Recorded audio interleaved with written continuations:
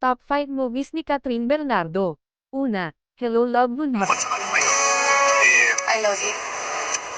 Di kasi gusto kita eh. So sorry, I don't love you. Kita ng 880 milyong pesos.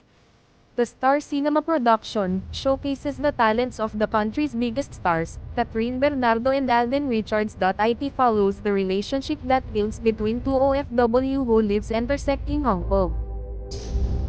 Top 2, The House of Us. Binilidahan naman ito ni Daniel Padilla at Catherine Bernardo. Kumita ng 810 milyong pesos. Yes! This is it. Our first fight. Pumili ka naman kahit anong gusto mong piliin ko para sa'yo. Wedding while eating?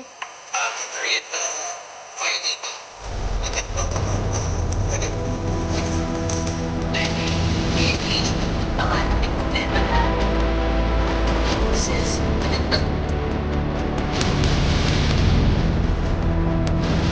Pagkita mo, pero araw-araw ayaw mo mag-isip.